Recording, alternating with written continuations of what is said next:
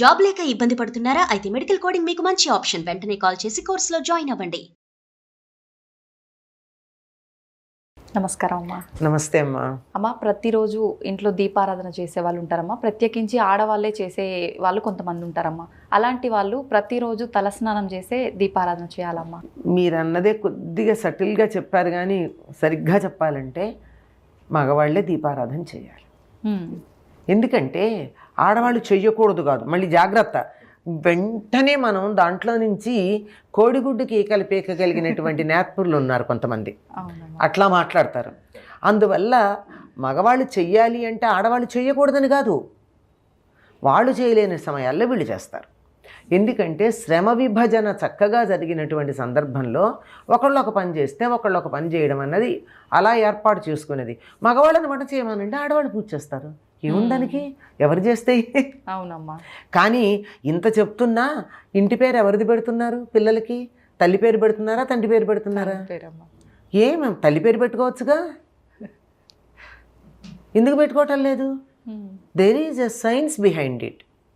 అందువల్ల ఆ మగవాళ్ళు చేసినటువంటి పూజ కుటుంబానికి అంతా వర్తిస్తుంది, ఆడవాళ్ళు చేసినట్టయితే వాళ్ళకే వర్తిస్తుంది దాని ఫలితం.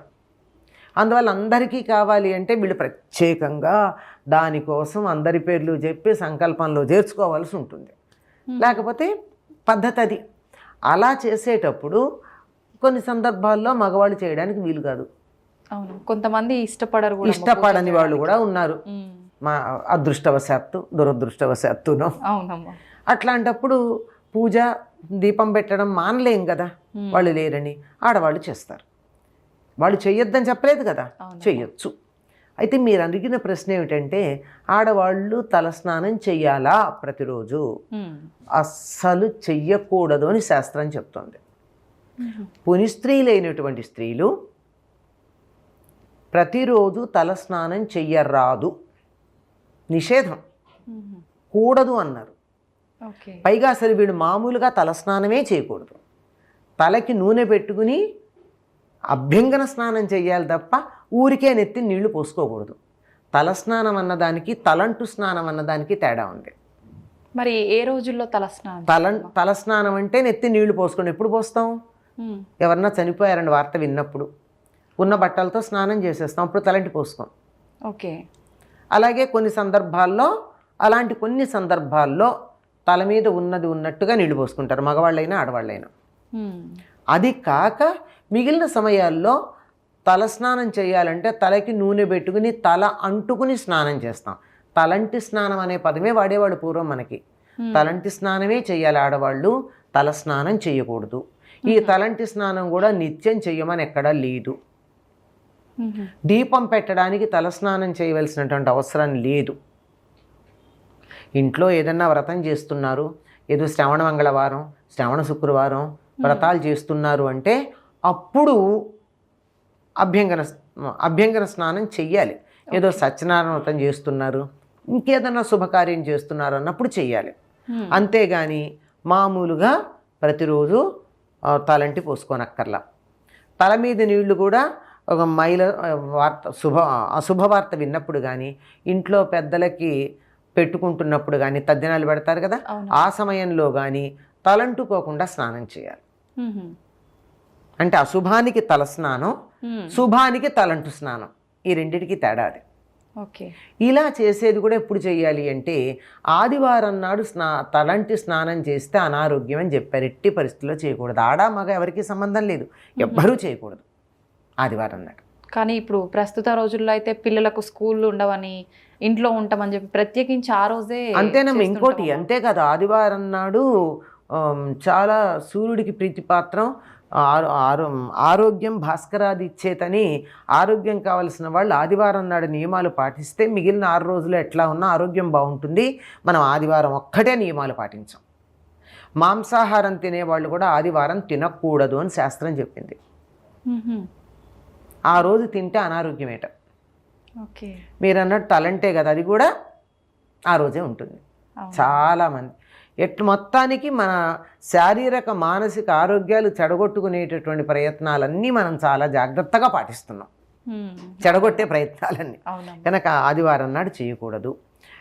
దీనికి పనికొచ్చేటటువంటి రోజులు ఏమిటంటే బుధవారం, శనివారం, సోమవారం, ఇవి తలంటు పోసుకోవడానికి పనికొచ్చే రోజులు. ఈ మాట అంటే ఒకళ్ళు ఎప్పుడో అన్నారు, శుక్రవారం నాడు ఆడవాళ్ళు తలంటు పోసుకుంటారు కదండి, శ్రావణ మంగళవారం పూజ చేసేటప్పుడు ఆడవాళ్ళు తలంటు పోసుకుంటారు కదండి, అదలా ప్రత్యేకమైన రోజులని చెప్తున్నాం కదా. సామాన్య నియమం వేరు, విశేష నియమం వేరు. సామాన్య నియమం ఒకటి ఉంటుంది, ప్రత్యేక నియమం అంటే శ్రావణ మాసంలో మంగళవారాలు మాత్రమే పూజ చేసుకునేటటువంటి వాళ్ళు మాత్రమే ఆ రోజు పోసుకుంటారు. శ్రావణ మాసంలో శుక్రవారం మాత్రమే ఆ రోజు వరలక్ష్మి వ్రతం చేసుకునేవాళ్ళు మాత్రమే ఆ రోజు చేస్తారు. అది గుర్తుపెట్టుకోకుండా ఆ నియమం ఇక్కడికి పట్టుకొచ్చి పూర్తిగా వినకుండా, పూర్తిగా చదవకుండా, ఒక వాక్యాన్ని కూడా పూర్తిగా వినకుండా ఇలాంటి సందేహాలు, విమర్శలు చేయడం మనం గమనిస్తూ ఉంటాం. కనుక మగవాళ్ళు మాత్రం ఎట్టి పరిస్థితుల్లోనూ తలంటి పోసుకోవాలంటే శనివారమే చేయాలని చెప్పారండి. ఆడవాళ్ళు కూడా శనివారమే మంచిది. కాకపోతే శుక్రవారం కూడా ఆడవాళ్ళు చేయొచ్చు, మగవాళ్ళు కాదు. కూడా అని ఎందుకంటున్నామంటే శుక్రవారం కూడా, శుక్రవారానికి అధిపతి శుక్రుడు. శుక్రుడు భోగకారకుడు. తలంటు స్నానం అనేది భోగంలో ఒకటి కనుక ఆయన పేరు మీదుగా ఆ రోజు భోగానికి నిదర్శనమైనటువంటి ప్రతీకైనటువంటి అభ్యంగన స్నానం చేస్తే రెండో పక్షం, ప్రధానమని ఏం కాదు, చేయొచ్చు. కానీ మనకు అలవాటు ఆడవాళ్ళు అంటే శుక్రవారం తలంటి పోసుకోవాలి అని అలా వచ్చింది. అమ్మ, మరి ఆలయాలకు వెళ్ళేటప్పుడు కూడా ఇదే పద్ధతి పాటించాలమ్మా తలంటు స్నానం విషయంలో? అంతేనమ్మా. ఇప్పుడు ఏదన్నా వేరే రకాలైనటువంటి ఇబ్బందులు ఉన్నప్పుడే స్నానం చేయాలి, తలంటు స్నానం.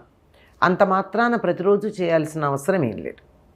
ఓకే అమ్మ, కొంతమంది అంటుంటారు అంటే నాన్ వెజ్ తింటుంటారు కదమ్మా, నాన్ వెజ్ తిన్నాం కదా, మరి మేము తలస్నానం చేయకుండా దీపం చేస్తే దీపారాధన చేస్తే మాకేమైనా దోషం వస్తుందేమో అని అనేవాళ్ళు కూడా ఉంటారు కదమ్మా. అట్లా చేయడం వల్ల తప్పేమి ఉండదమ్మా? అట్లాంటప్పుడు చేయాల్సిందే కదమ్మా, అటువంటిప్పుడు చేయాల్సిందే కదా. అంటే వాళ్ళ మనస్సులోకి ఎప్పుడైతే వచ్చిందో, శాస్త్రం ఏం చెప్పిందో తర్వాత ఆలోచిద్దాం. మేము నాన్ వెజ్ తిన్నాం కదా, తలస్నానం చెయ్యండి, మేము దీపం ఎట్లా పెడతామంటే నాన్ వెజ్ తినడం అనేది సరైంది కాదు అనే సంగతి వాళ్ళ మనసుకు తెలుస్తోందిగా. ఒకవేళ పర్వాలేదమ్మా నాలాంటి అమ్మాయి మీ అలాంటి అమ్మో చెప్పింది అనుకోండి, వాళ్ళ మనసులో ఉన్నటువంటి గిలి అంటారే, గిల్ట్ కాన్షియస్, అది ఊరుకోదు. అది చాలా ప్రమాదకరమైంది. అందువల్ల దాన్ని నోరు మూసుకునేది చేయడం కోసం చేయక తప్పదు. చాలా చక్కగా తెలియజేశారమ్మా, ధన్యవాదాలు.